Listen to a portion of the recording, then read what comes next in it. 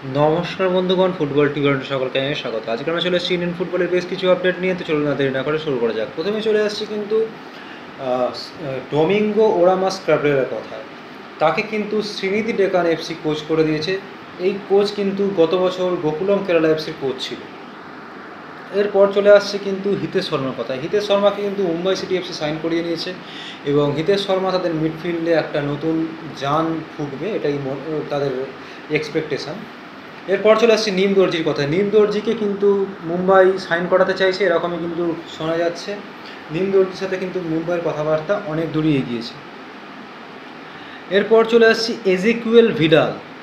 এই Argentine attacking midfielder, তাকে কিন্তু মাদি তালালের রিপ্লেসমেন্ট হিসেবে পাঞ্জাব এফসি সাইন করাচ্ছে। এই প্লেয়ারটি কিন্তু আর্জেন্টিনার বহু ক্লাবে খেলেছে, যেমন ওলিম্পো, আলভারাডো এবং লাস্ট খেলছিল ইন্দোনেশিয়ার ক্লাব পার্সিটা টাঙ্গেরাঙে। সেখান থেকে কিন্তু পাঞ্জাব এফসি সাইন করা। প্লেয়ারটার মার্কেট ভ্যালু 2 কোটি টাকা এবং বয়স মাত্র 28 বছর। অর্থাৎ ইন্ডিয়ান ফুটবলে এখনও বেশ কিছু বছর এই প্লেয়ারটা খেলতে পারবে যদি পারফর্ম ভালো করে। তো আর আর্জেন্টাইন প্লেয়ার বলতে আমার আইএসএলে মনে পড়ে নিকো ভেলেজের কথা। যথেষ্ট স্কিলফুল প্লেয়ার ছিল, ভালো প্লেয়ার ছিল। এই রকম প্লেয়ার যদি এই প্লেয়ারটা হয় তো সেটা কিন্তু পাঞ্জাবের জন্য উপরি পাওনা। এরপর চলে আসছি আলেকজান্ডার কোয়েফের কথা। কেরালা ব্লাস্টার্স এফসি একে মার্কো লেস্কোভিচের জায়গায় কিন্তু সাইন করাচ্ছে। সেন্টার ব্যাক, বয়স 32 এবং 2.4 ক্রোর তার মার্কেট ভ্যালু।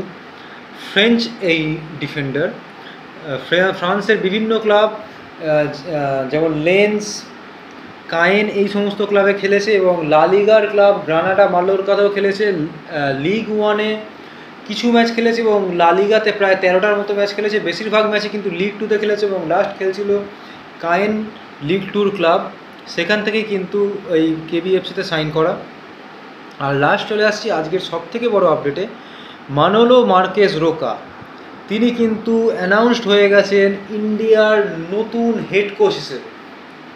অর্থাৎ ইন্ডিয়ার নতুন হেড কোচ হিসেবে লাস্ট বলেছিলাম যে Antonio Lopez Habas, Park Hang Seo আর মানোলো মার্কেস রোকা, এই তিনজনের মধ্যেই কিন্তু একজনকে ভাবছে ইন্ডিয়ান টেকনিক্যাল বোর্ড। কিন্তু তার মধ্যে মানোলো মার্কেস রোকাকেই চুজ করেছে। আমার মতে বলে যে এটা খুব ভালো চয়েস, অন্তত এই তিনজনের রেসপেক্টে।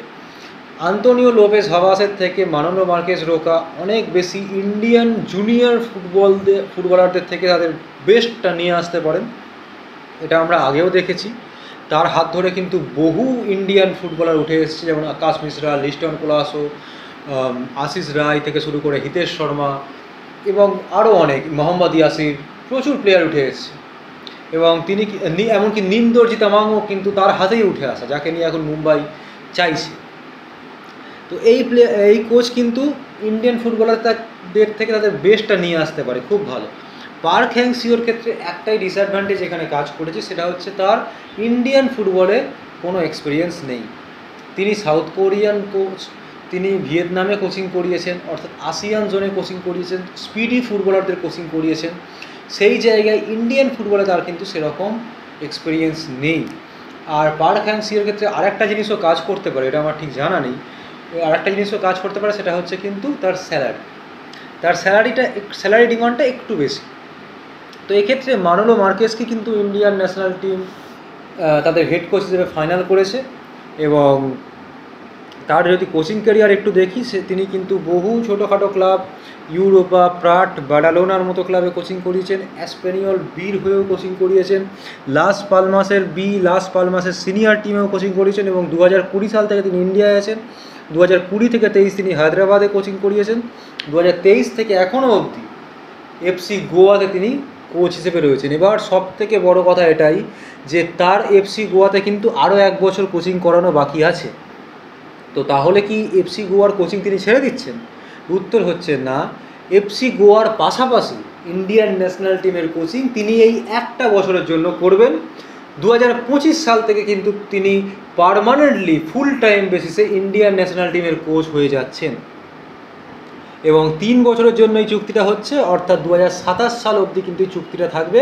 মোস্ট প্রবাবলি 2027-এর এশিয়ান কাপ যেটা হবে সেই অবধি কিন্তু চুক্তি থাকবে, যদি ভারত এশিয়ান কাপে কোয়ালিফাই করতে পারে, এবং আমার মন বলছে যে ভারত পারবে। এই কোচের আন্ডারে তো অবশ্যই পারবে। এই কোচ কিন্তু ইন্ডিয়ান ফুটবলটাকে অন্য উচ্চতায় নিয়ে যেতে পারে। এই রকম কিন্তু এই কোচের ক্ষমতা রয়েছে। 55 বছর বয়সী কোচ, অর্থাৎ এখনও যে খুব হেভি বয়স হয়ে গেছে এমনও না, আরামসে কিন্তু ইন্ডিয়ান ফুটবলকে এই 3 বছর তিনি সার্ভ করতে পারবেন। এবং এফসি গোয়াকেও থ্যাংক ইউ জানাতে হবে, কারণ এফসি গোয়া কিন্তু তাকে মানে এই অ্যালাউ করেছে এফসি গোয়ার পাশাপাশি ইন্ডিয়ান টিমের যে ফিফা উইন্ডো যখন খুলবে সেই ফিফা উইন্ডোতে কোচিংয়ের জন্য। এবার অনেকে বলতে পারে যে কি দরকার একটা কোচ সে ইন্ডিয়ান টিমের পাশাপাশি এফসি গোয়ার কোচিং করাবে, ইন্ডিয়ান টিমকে সে কতটা সময় দিতে পারবে? উত্তর হচ্ছে একদমই ঠিক। কিন্তু এই কোচ, এই ক্যাটাগরির কোচ ইন্ডিয়ান ফুটবলে কাজ করছে, এরকম কোচ কিন্তু পাওয়া আর যেত না হয়তো। এবং মানোলো মার্কোয়েজ প্রচুর ফ্যান ফেভারিট কোচ, মানে অনেক ইন্ডিয়ানই হয়তো চায় যে মানোলো মার্কোয়েজ রোকাই কোচ হোক। তো সেই জায়গায় একটাই এখানে কথা বলার, যে ভারতের কিন্তু আগামী বছরের মার্চ মাসের আগে যখন এশিয়ান কাপ কোয়ালিফায়ার্স রাউন্ডটা হবে, তার আগে কিন্তু সেরকম আর বড় ম্যাচ নেই। ফিফা উইন্ডোতে যা ফ্রেন্ডলি ম্যাচ আছে, এই ভিয়েতনাম ট্যুর রয়েছে, এইগুলোই রয়েছে, এছাড়া কিন্তু আর বড় ম্যাচ নেই। তো সেই বড় ম্যাচের আগে অবশ্যই রোকা একটা টিম তৈরি করে ফেলতে পারবে, ফিফা উইন্ডোতে টিমকেও তৈরি করে ফেলতে পারবে, আর তখন আইএসএলও প্রায় শেষের পথে চলে যাবে। অতএব রোকাকে আমরা ভালোভাবেই পাবো, এ নিয়ে কোনো সন্দেহ নেই। তো আজকের ভিডিও ছিল এইটুকুই। ভিডিওটি ভালো লাগে ভিডিওকে লাইক করুন, শেয়ার করুন, চ্যানেলটাকে অবশ্যই সাবস্ক্রাইব করুন, যাতে এরকম ভিডিও আমরা আরও দেখতে পারেন। তো আজকের জন্য গুড বাই।